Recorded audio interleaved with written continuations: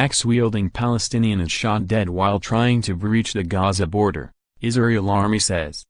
An axe-wielding Palestinian was shot dead trying to breach the Gaza-Israel border on Monday, the Israeli army said.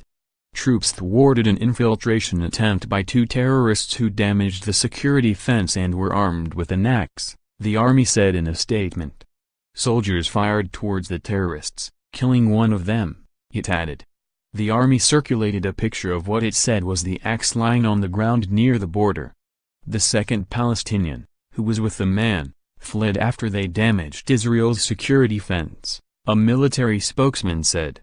There was no immediate confirmation from the health ministry in Gaza. Since March 30, Israeli troops have killed more than 120 Palestinians during mass demonstrations along the Gaza border, drawing international condemnation. The latest death brings the number of Palestinians killed since then to 125. The vast majority have been killed during weeks of protests along the border.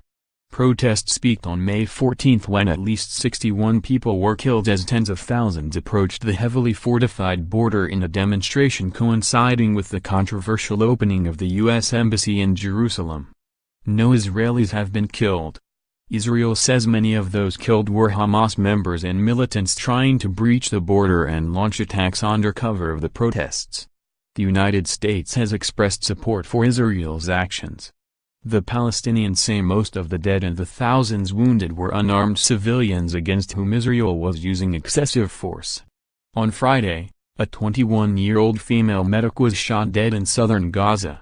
More than 2 million Palestinians are packed into Gaza, a narrow coastal enclave where unemployment is high and poverty widespread.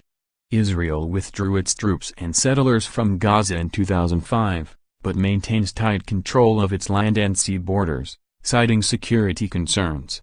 Egypt also restricts movement in and out of Gaza on its border.